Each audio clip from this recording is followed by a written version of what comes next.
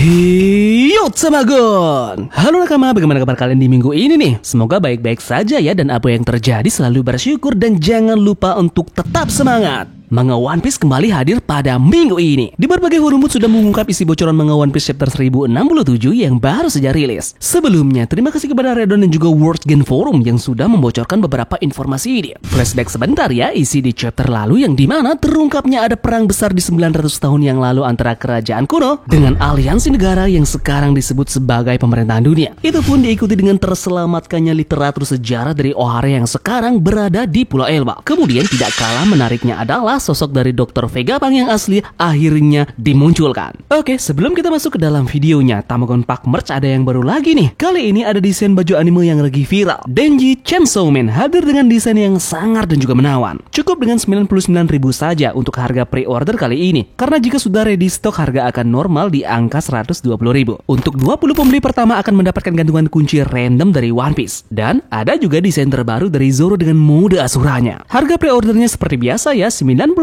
saja. Seminggu kemudian harga akan naik di angka 120.000. Kemudian masih banyak desain yang lainnya dan simpel dan juga elegan dengan harga yang sangat merakyat, hanya 70.000 saja. Jadi silakan disikat barangnya ya. Linknya ada di deskripsi video ini. Jika sudah, terima kasih banyak dan bersiaplah nakama. Tarik jangkar dan mari kita berlayar.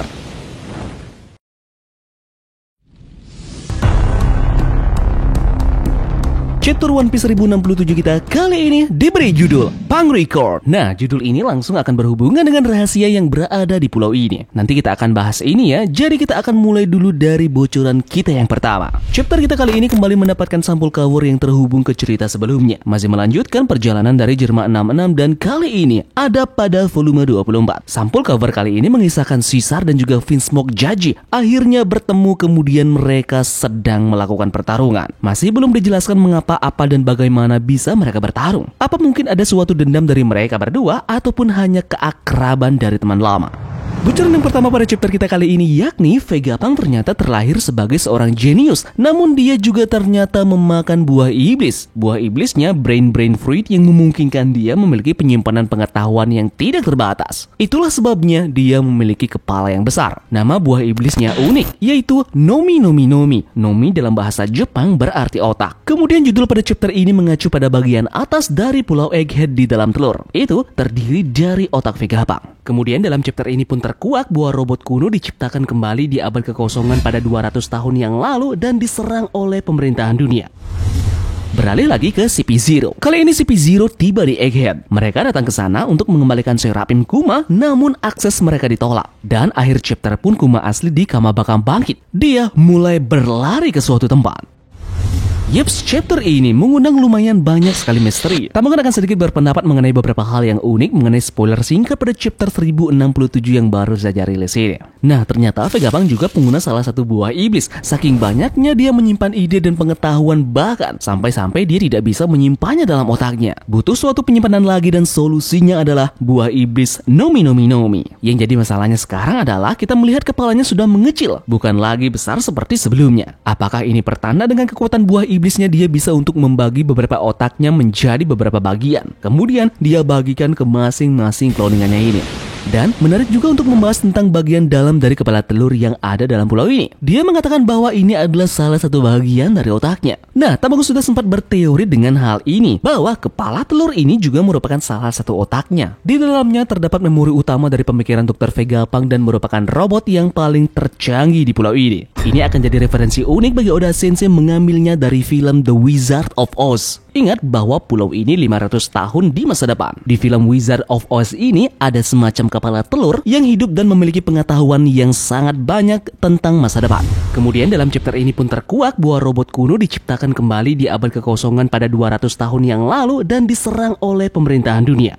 Catatan menariknya adalah pernah muncul suatu bajak laut tertentu pada 200 tahun yang lalu. Sebuah kapal dari Breeze Kingdom menetapkan jalur untuk Skypiea 200 tahun yang lalu. Simbolnya pun sangat familiar. Skypiea diketahui adalah tempat Robin menemukan poneglyph yang mengungkapkan lokasi dari Poseidon. Kemudian koneksinya dengan robot dari Void Century yang ditemukan oleh Luffy ini sekilas menyerupai Jack yang merupakan manusia ikan. Jadi sepertinya ada sesuatu yang berhubungan dengan manusia ikan yang terjadi pada 200 tahun yang lalu. Apakah ini juga merupakan bagian dari serangan yang dilakukan pada timeline saat itu. Terakhir, anehnya pemerintahan dunia mengembalikan Serapim. Apa maksud tujuannya? Bukankah Serapim ini juga salah satu bagian dari alat tempur milik pemerintah? Mungkinkah pemerintahan dunia menyiapkan opsi lain untuk pasukan tempur mereka karena Vegapunk sekarang akan berkhianat? Eits, tambahan lainnya ya, bahwa di minggu depan chapter akan libur.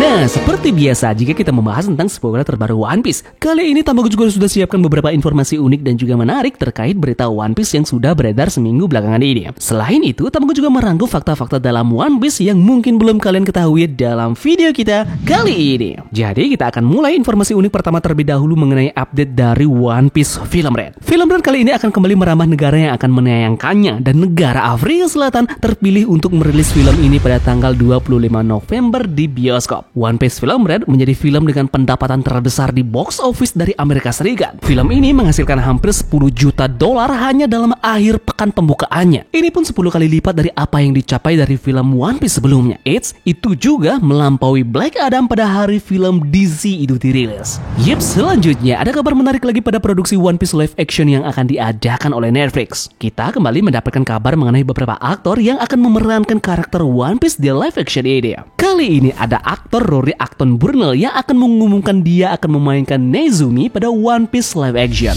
Lanjut, kita beralih ke salah satu festival yang ada di Jepang, yaitu Jump Festa 2023. Dalam acara tersebut akan ada 10 dubber dari bajak laut topi jerami yang akan ikut memeriahkan Jump Festa 2023. Dikonfirmasi juga tentunya akan ada penampilan khusus dari lagu musikal Film Red. Yeps, tentunya, dan juga terakhir ada pesan tahunan dari Eiichiro Oda. Pesan tahunan di sini biasanya sangat menarik yang akan merujuk kita pada hal masa depan yang akan berhubungan dengan manga tercinta kita, One Piece. Kita beralih lagi ke SBS. Dalam SBS volume 104 ini, Nami mengungkapkan rahasia di balik perawatan kecantikannya. Zeus membuatkan Nami sauna, kemudian pijatan enak dari Robin, nutrisi yang tepat dari Sanji, setelah itu lotion, krim, dan juga lainnya dibuat oleh Chopper. Ada juga bantuan perawatan rambut dari Brook. Dan terakhir, rahasia perawatan cantiknya yaitu berolahraga.